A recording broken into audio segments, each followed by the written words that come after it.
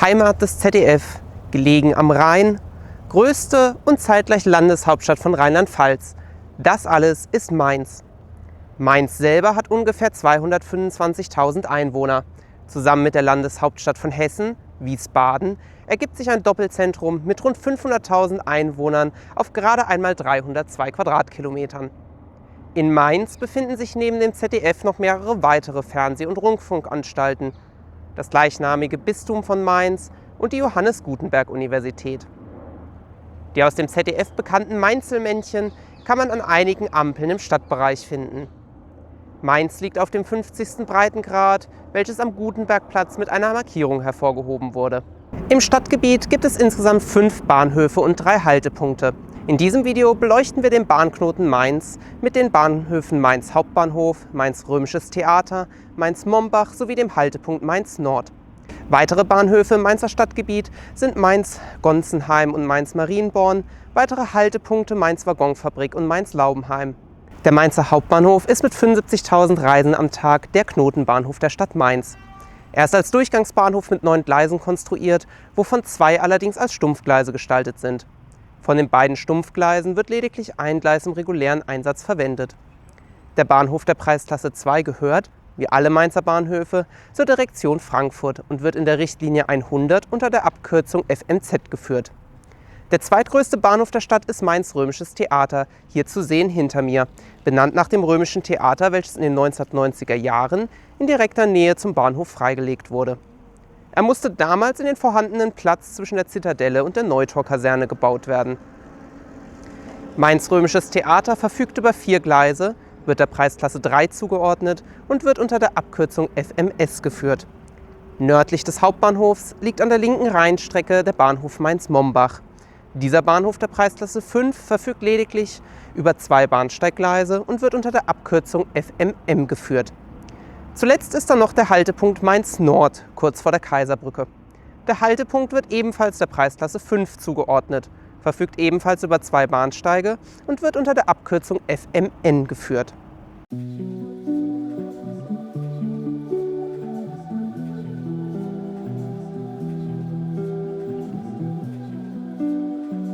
Die Geschichte des Bahnhofs geht in das Jahr 1853 zurück, als die damalige hessische Ludwigsbahn eine Bahnstrecke von Mainz nach Mannheim in Betrieb nahm. Den Bahnhof bauten sie zwischen Rhein, Holzturm und Compagnie-Fort Malakoff. 5 Jahre später wurde die Rhein-Main-Bahn, heute die Bahnstrecke in Richtung Frankfurt und Darmstadt, in Betrieb genommen. Im selben Atemzug wurde der Bahnhof von Ludwigsbahnhof in Zentralbahnhof umgenannt. Ein Jahr später wurde die als linke Rheinstrecke bekannte Bahnstrecke nach Bingen in Betrieb genommen, welche 1861, also gerade einmal 2 Jahre später, zweigleisig ausgebaut wurde. Mit Inbetriebnahme der linken Rheinstrecke wurde auch der Bahnhof Mainz-Mombach in Betrieb genommen. 1871 wurde die Bahnstrecke von Alzey in Betrieb genommen und zeitgleich die Rhein-Main-Bahn sowie die Bahnstrecke Mainz-Mannheim zweigleisig ausgebaut. Durch das erhöhte Verkehrsaufkommen wurde der alte Bahnhof zu klein und ein Ausbau war am aktuellen Standort nicht möglich. Daher wurde entschlossen, den Bahnhof zu verlegen.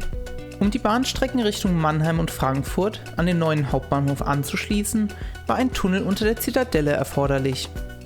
Ebenfalls wurde direkt hinter dem Tunnelausgang ein neuer Bahnhof mit dem Namen Mainz-Neutor errichtet, welcher den bis dahin bestehenden Bahnhof der Ludwigsbahn ersetzte.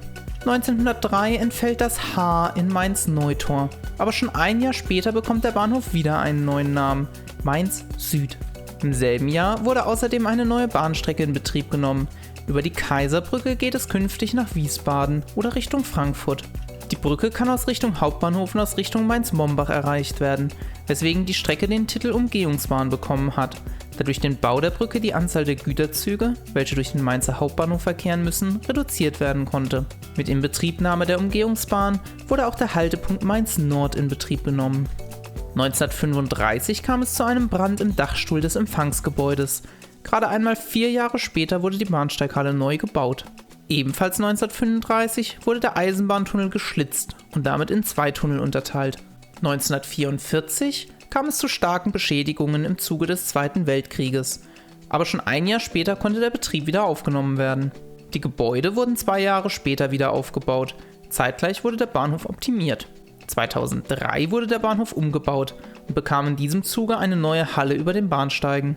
Ein Jahr später wurde ein zweiter Tunnel neben dem alten Tunnel gebaut. Die Verbindung zwischen Mainz Hauptbahnhof und Mainz Süd ist seitdem viergleisig. Nachdem in direkter Nähe zum Bahnhof Mainz Süd ein altes römisches Theater ausgegraben wurde, wurde im Jahr 2006 der Bahnhof in Mainz Römisches Theater umgenannt. Von 2007 bis 2010 wurde dann der alte Mainzer Tunnel saniert. In diesem Zuge wurde der Querschnitt vergrößert und die Gleise um Platten erweitert, damit auch Straßenfahrzeuge den Tunnel befahren können. Die letzte Umbaumaßnahme fand 2014 statt. Hier wurde ein Überwerfungsbauwerk gebaut, um Zugkreuzungskonflikte zwischen nach Bingen fahrenden und von Wiesbaden kommenden Zügen zu vermeiden.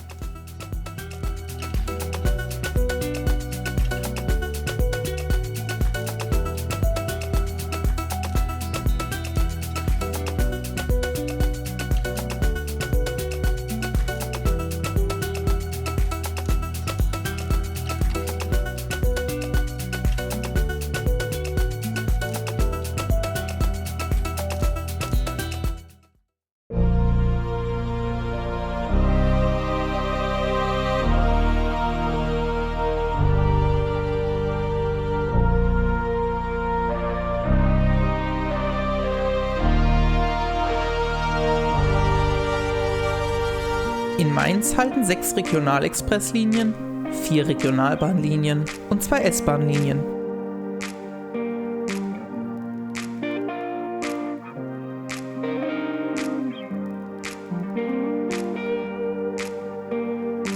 Bei den S-Bahn-Linien handelt es sich einerseits um die Linie S6 der S-Bahn Rhein-Neckar, welche Mainz halbstündlich mit Mannheim und stündlich weiter mit Bensheim verbindet, und andererseits um die Linie S8 der S-Bahn Rhein-Main, welche ebenfalls halbstündlich Wiesbaden mit dem Frankfurter Flughafen, der Frankfurter Innenstadt, Offenbach und Hanau verbindet.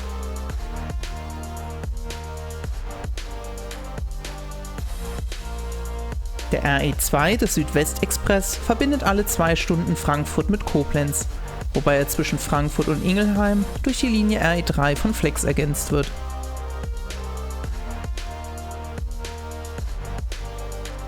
Ebenfalls verkehren vom Südwestexpress die RE-Linien 4 und 14.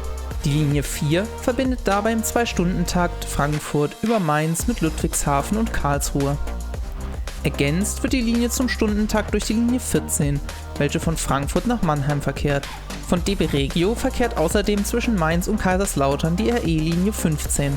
Allerdings, bis auf eine sonntägliche Fahrt, nur Montag bis Freitag und nur mit einzelnen Fahrten.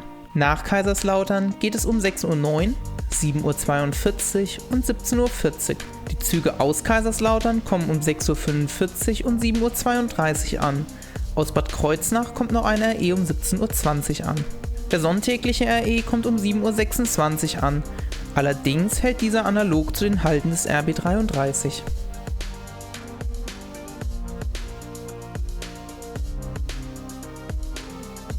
Die RB 26 verbindet stündlich Mainz mit Bingen, Koblenz und Köln, wobei die Züge in Köln-Messe-Deutz enden.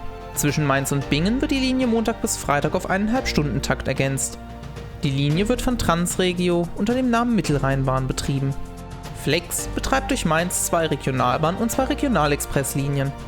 Der RE13 sowie die RB 31 verkehren jeweils stündlich von Mainz nach Alzey und ergänzen sich dabei zu einem Halbstundentakt. Stündlich geht es von Alzey weiter nach Kirchheim-Bolanden, wobei vormittags die RB 31 nach Kirchheim-Bolanden und der RE13 von Kirchheim-Bolanden fährt. Nachmittags wird das Konzept umgedreht und es geht als RE13 nach und als RB 31 von Kirchheim-Bolanden.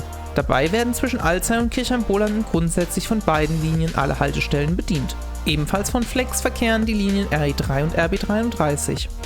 Der RE3 verkehrt alle 2 Stunden von Frankfurt nach Mainz und von dort stündlich über Ingelbach, Bad Kreuznach und Idar-Oberstein nach Saarbrücken. Der RB 33 verkehrt stündlich zwischen Mainz und Idar-Oberstein.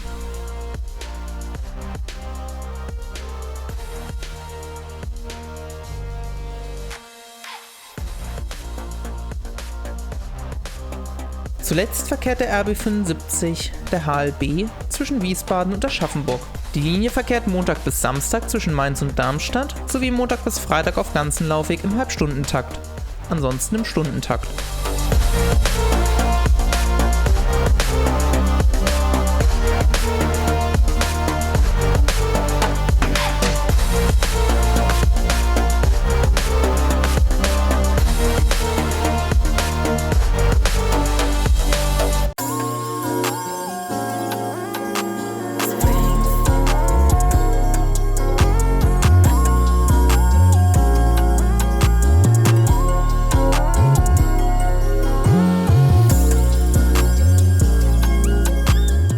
Die S-Bahn Rhein-Neckar setzt auf der Linie S6 ca. 70 Meter lange Fahrzeuge des Typs Siemens Mireo ein, die unter der Baureihe 463 geführt werden. Die dreiteiligen Elektrotriebwagen sind für 76 cm hohe Bahnsteige ausgelegt und bieten Kapazität für ca. 450 Fahrgäste. Auf der S6 wird in der Regel mit einem bzw. im Berufsverkehr auch 2 Fahrzeugen gefahren.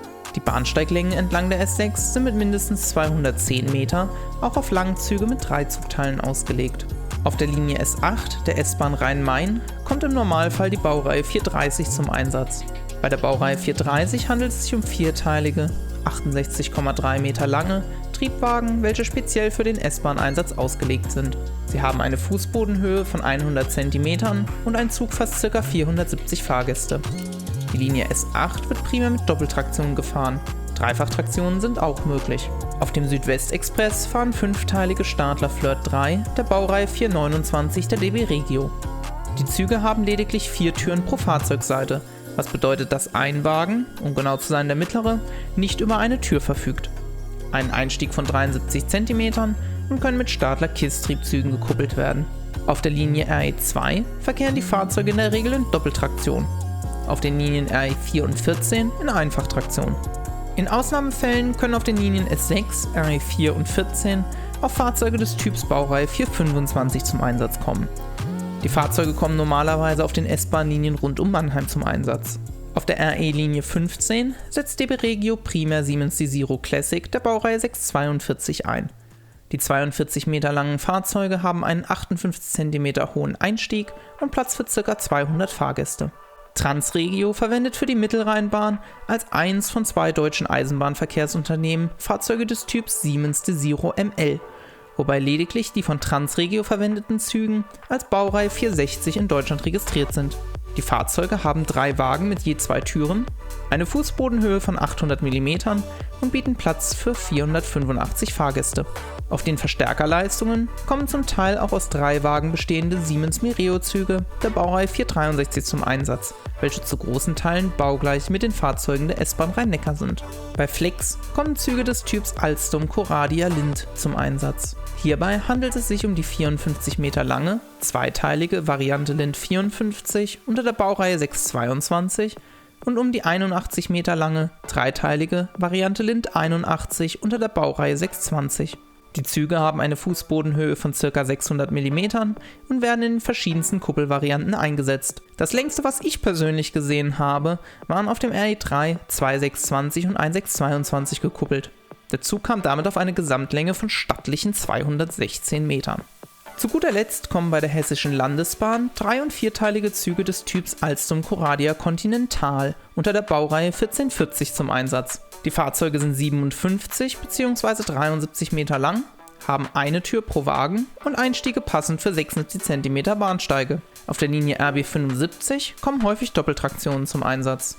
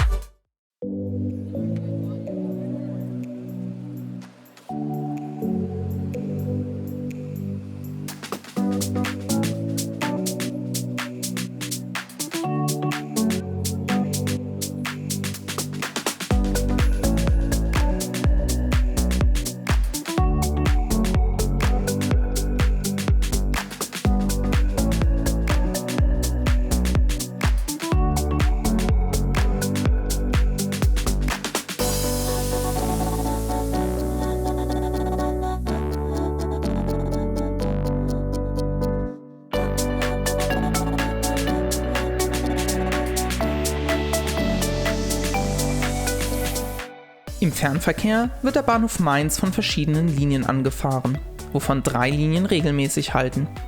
Hierbei handelt es sich um die Linie 39 Passau-Hamburg, die Linie 50 Wiesbaden-Dresden und um die Linie 55 Stuttgart-Dresden.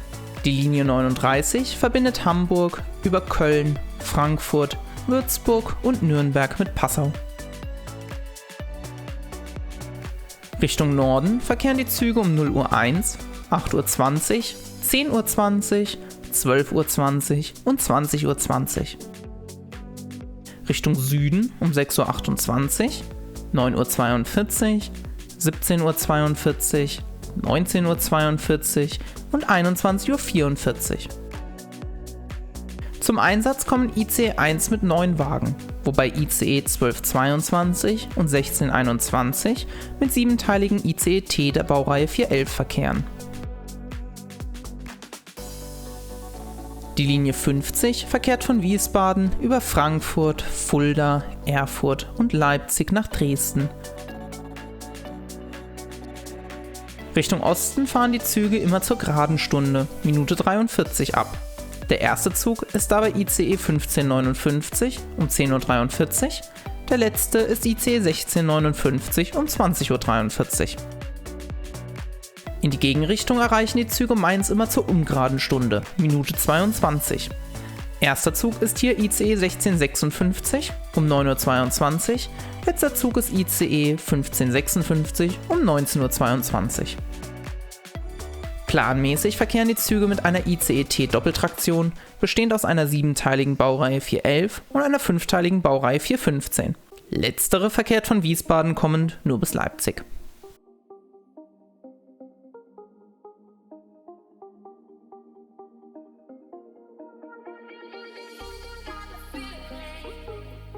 Die Linie 55 verkehrt von Stuttgart über Heidelberg und Mannheim nach Mainz. Ab dort geht es über Koblenz und Bonn nach Köln und von dort über Wuppertal nach Dortmund. Abschließend geht es über Bielefeld, Hannover, Magdeburg, Halle und Leipzig nach Dresden. Richtung Dresden fahren die Züge zur Minute 20 der ungeraden Stunde. Der erste Zug ist dabei IC 2441, abweichend um 7:17 Uhr. Der letzte, der die gesamte Strecke fährt, ist IC 2045 um 13:20 Uhr. Dazu kommen nochmal abends 2 Intercities um 19:20 Uhr nach Dortmund und um 21:20 Uhr nach Koblenz. Seit 6. Oktober wird die Linie in Dortmund geteilt, wobei der Umstieg mit 4 Minuten selbst bei pünktlicher Fahrt keinen Anschluss darstellt. Immer zur Minute 42 der geraden Stunde verkehren die Intercities nach Stuttgart. Der erste Zug ist dabei IC 2044 um 14:42 Uhr, der letzte IC 2347 um 21:20 Uhr. Dazu kommt der aus Münster-Westfalen kommende IC 2040 um 8:42 Uhr. Auch in die Gegenrichtung verkehrt die Linie seit 6. Oktober geteilt. Auf der Linie verkehren doppelstöckige IC2-Züge von Bombardier. Neben den genannten gibt es noch mehrere einzelne Fahrten anderer Linien. So verkehrt EC7 von Hamburg über Köln nach Basel um 10:42 Uhr und EC9 von Dortmund über Köln nach Basel um 12:42 Uhr. In die Gegenrichtung verkehrt EC8 von Zürich über Köln nach Hamburg um 15:20 Uhr und EC6 von Interlaken über Köln nach Dortmund um 17:20 Uhr. Die beiden Zugpaare füllen damit die Lücken der Linie 55 auf dem Abschnitt Mannheim-Köln. Die Züge werden aus einer Lok der Baureihe 101 und Schweizer Eurocity-Wagen gebildet. Um 5:40 Uhr fährt ICE 991 auf der Linie 11 von Wiesbaden nach München, wobei planmäßig ein 12-teiliger ICE 4 eingesetzt wird. Als Linie 20 von Wiesbaden nach Hamburg verkehrt ICE 672 um 5:12 Uhr, ebenfalls mit einem 12-teiligen ICE 4. Montag bis Samstag fährt um 7:46 Uhr ICE 711 von Köln nach Stuttgart, planmäßig mit einem ICE 3. Um 0:46 Uhr erreicht ICE 887 aus Hamburg weiter nach Wiesbaden-Mainz. Der Zug verkehrt planmäßig mit einem 13-teiligen ICE 4.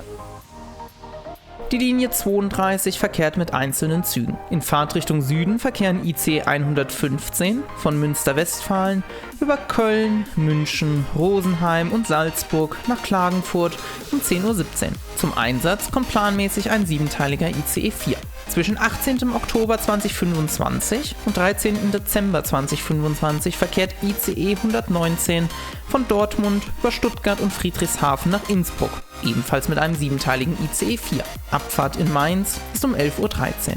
Zuletzt fährt, ebenfalls nur in diesem Zeitraum, IC 2013 von Dortmund über Stuttgart und Ulm nach Oberstdorf mit Abfahrt um 13:13 Uhr. Der Zug verkehrt mit Baureihe 101 und Intercitywagen, wobei ab Stuttgart 2 Lokomotiven der Baureihe 218 vorgespannt werden. In die Gegenrichtung verkehrt um 8:22 Uhr ICE 1118 von Stuttgart nach Wiesbaden, planmäßig mit einem 9-Wagen ICE 1. Als Gegenzug zu IC 2013 verkehrt um 14:49 Uhr IC 2012 von Oberstdorf nach Dortmund und als Gegenzug zu ICE 119 verkehrt ICE 118 um 16:52 Uhr von Innsbruck nach Münster-Westfalen. Und als Gegenzug zu ICE 115 verkehrt ICE 114 um 17:42 Uhr von Klagenfurt nach Dortmund. Als letzter der Linie 32 fährt um 18:22 Uhr, Montag bis Donnerstag, ICE 1512 von Stuttgart nach Wiesbaden. Zum Einsatz kommt ein 7-teiliger ICE-T der Baureihe 411. Mehr oder weniger als Linie 41 fährt ICE 1223 um 6:35 Uhr. Der ICE 3 verkehrt Frankfurt nach München, allerdings nicht auf direktem Weg, sondern über Köln, Dortmund, Paderborn, Altenbeken, Kassel, Fulda und Würzburg. Auf der Linie 45 verkehren Montag bis Freitag 3 ICEs. ICE 710 verkehrt von Stuttgart nach Köln um 16:22 Uhr mit einem ICE 3. ICE 713 verkehrt von Köln nach Frankfurt um 18:57 Uhr mit einem ICE 3 Neo. Und ICE 1128 verkehrt von München nach Wiesbaden, wieder mit einem ICE 3. Zuletzt verbinden täglich 2 Zugpaare Dortmund mit Wien. Richtung Wien handelt es sich um ICE 27 um 11:42 Uhr und ICE 229 um 15:42 Uhr. In die Gegenrichtung handelt es sich um ICE 28 um 16:20 Uhr und ICE 26 um 18:20 Uhr. Auf der Linie kommen die 7-teiligen ICE-T der Baureihe 411 zum Einsatz. Bei ICE 26 und 27 sogar in Doppeltraktion. Auch nachts verkehren ein paar Züge. Das Zugpaar Nightjet 40425 und Nightjet 40468 verbindet Brüssel mit Wien, wobei Nightjet 40425 nach Wien in Mainz um 0:36 Uhr hält und Nightjet 40468 nach Brüssel um 4:53 Uhr. Nach Brüssel geht es Sonntag auf Montag, Dienstag auf Mittwoch und Donnerstag auf Freitag. Zurück geht es Montag auf Dienstag, Mittwoch auf Donnerstag und Freitag auf Samstag. Der Zug fährt mit Baureihe 193 und österreichischen Nightjet-Wagen. Des Weiteren fährt Nightjet 403 bzw. IC 60403 um 1:42 Uhr von Amsterdam nach Zürich. Ein Einstieg ist allerdings nur in den IC-Wagen möglich. Als Gegenzug fährt Nightjet 402 bzw. IC 60402 um 3:49 Uhr. Ebenfalls nur mit Einstieg in den IC-Wagen. Der Zug verkehrt zwischen Frankfurt und Amsterdam mit Baureihe 193, österreichischen Nightjet-Wagen und Schweizer Eurocity-Wagen.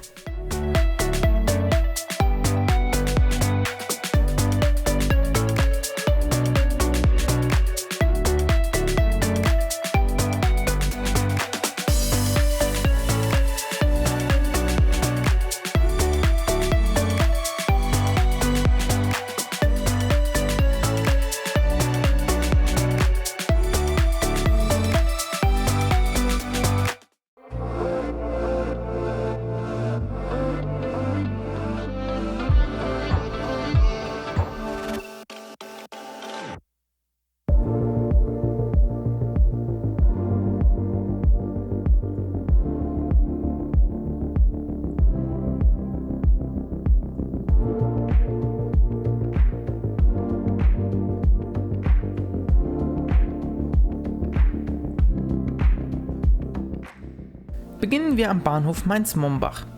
Wer nicht gewillt ist zu suchen, wird wahrscheinlich kaum den Eingang zum Bahnhof finden. Liegt er doch gefühlt in einem Hinterhof. Die von Norden kommende linke Rheinstrecke führt gerade durch den Bahnhof zum Mainzer Hauptbahnhof. An ihr liegt auch der in Mittellage platzierte Bahnsteig. Der Bahnsteig hat bereits einige Jahre auf dem Buckel, wurde aber vor einigen Jahren auf 55 cm erhöht, mithilfe einer Holzkonstruktion. Barrierefreiheit sucht man an diesem kleinen Bahnhof allerdings vergeblich. Auch hält hier nur die RB 26 von Mainz nach Köln.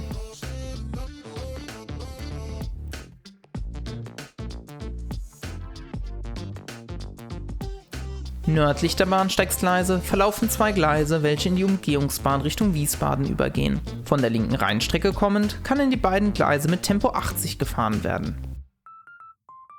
Südlich des Bahnhofs liegt ein Überholgleis sowie ein Industrieanschluss. Am Übergang zum Mainzer Hauptbahnhof kommt außerdem die eingleisige Bahnstrecke aus Alzey dazu. Von Mainz-Mombach kommend ist es möglich, auf diese Strecke zu wechseln. Zuletzt existieren 2 Kurven vom Mainzer Hauptbahnhof nach Wiesbaden. Die Kurven werden rechts und links der linken Rheinstrecke eingefädelt. In Nähe des Abzweigs Mainz-Kaiserbrücke liegt der Haltepunkt Mainz Nord mit je einem Bahnsteig pro Richtung. Auch hier sucht man Barrierefreiheit vergeblich, denn der Bahnsteig ist nicht nur ausschließlich durch Treppen erreichbar, sondern hat mit 76 cm nicht die passende Höhe für die S-Bahn-Fahrzeuge, die als einziges hier halten.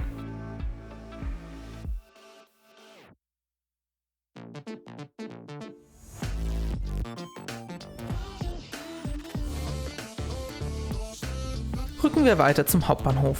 Die 4 von Westen kommenden Gleise erreichen an 2 Inselbahnsteigen Gleis 2 bis 5 und gehen anschließend in die Tunnel zum Römischen Theater über. Der neue Mainzer Tunnel wird in Fahrtrichtung Römisches Theater befahren, die alten Mainzer Tunnel in Fahrtrichtung Mainz. Alle Gleise können allerdings auch in beide Richtungen befahren werden. Nördlich der bereits genannten Gleise liegt das Bahnhofsgebäude mit dem Hausbahnsteig 1, an welchem sich auch nur das Stumpfgleis 11 befindet.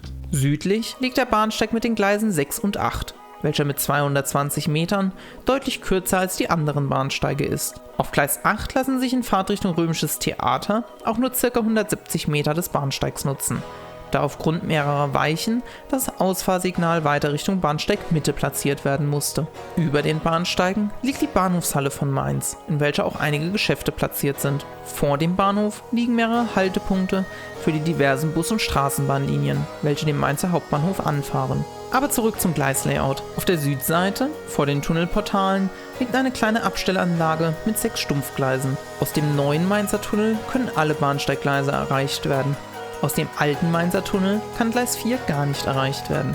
Außerdem muss, um die Gleise 3, 5, 6 und 8 zu erreichen, vor dem zweiten Tunnel auf das in Fahrtrichtung linke Gleis gewechselt werden, da von dem in Fahrtrichtung rechten Gleis nur die Gleise 1 und 2 erreichbar sind. Von Gleis 8 lässt sich eine Abstellanlage mit 7 Gleisen erreichen, welche in das Werk von Flex übergeht. Neben Gleis 11 liegen die Gleise 12 und 13. Gleis 13 hat tatsächlich mehr oder weniger einen Bahnsteig, welcher aber schon seit ein paar Jahren nicht mehr genutzt wird. Unter anderem auch, weil das Gleis seit einigen Umbaumaßnahmen nur noch aus der Abstellung erreichbar ist. Im Gleis steht allerdings noch ein alter Eisenbahnwaggon, in welchem eine Modellanlage untergebracht ist.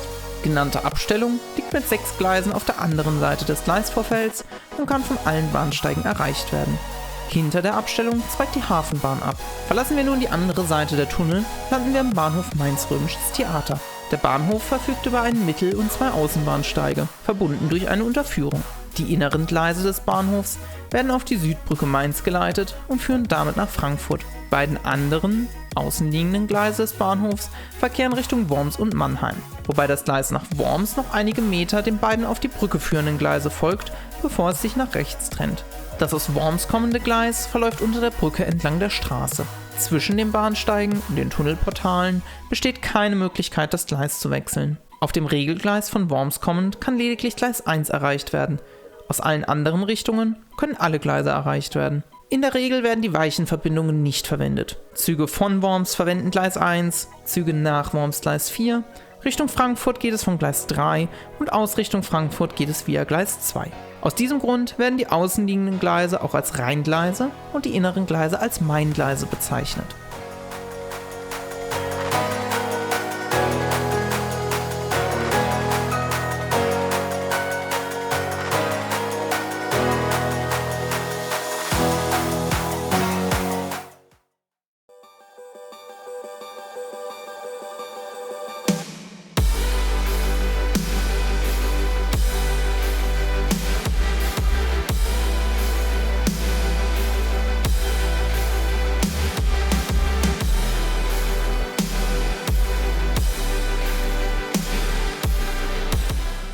Der Bahnknoten Mainz trägt vor allem auch im Güterverkehr eine besondere Bedeutung. Die von der linken Rheinstrecke kommenden Güterzüge fahren am Bahnhof Mainz-Mombach zu großen Teilen auf die Umgehungsbahn, zur Kaiserbrücke und erreichen von dort die Riedbahn und andere Magistralen durch Deutschland. Einzelne Güterzüge, welche die Strecke über Worms Richtung Süden nutzen, verkehren weiter zum Hauptbahnhof. Auch verkehren einzelne Güterzüge über den Mainzer Hauptbahnhof zur rechten Rheinstrecke. Diese befahren analog der Personenzüge die Kurve zwischen Hauptbahnhof und Kaiserbrücke. Eine Engstelle stellen die beiden Tunnel zwischen dem Mainzer Hauptbahnhof und dem Römischen Theater dar. Begegnungen zwischen Personen- und Güterzügen sind in beiden Tunneln fahrplanmäßig auszuschließen. Diese Regelung gilt dabei auch für Parallelfahrten von Güter- und Personenzügen. In den alten Mainzer Tunneln ist das allerdings kein Problem, wenn sich aufgrund von Verspätungen doch Personen- und Güterzüge begegnen. Im neuen Mainzer Tunnel dürfen generell keine Begegnungen stattfinden.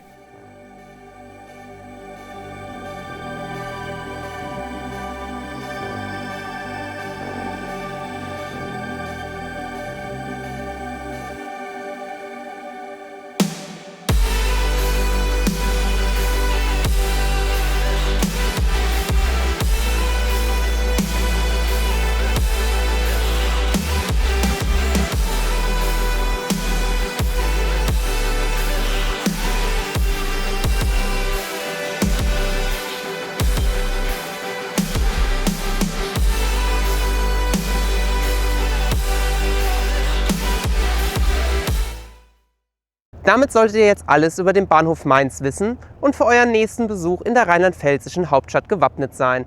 Bis zum nächsten Mal. Ciao!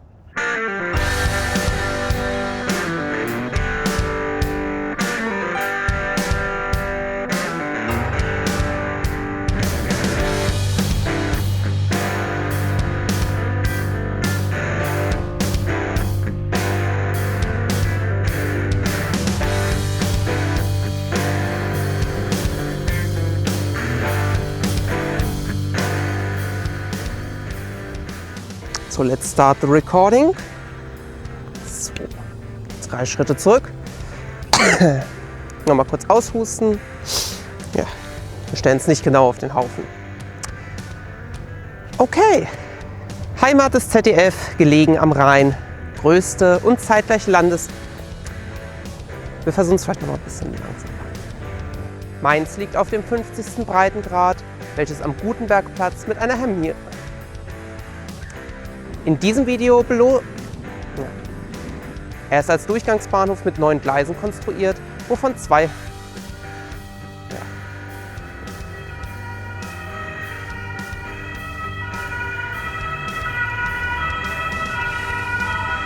Warten wir mal kurz das Martinshorn ab. Klappt hier schon wieder wie am Schnürchen. Haben wir es jetzt? Wunderbar. Ich probiere es nochmal so rum. Bis zum nächsten Mal. Ciao!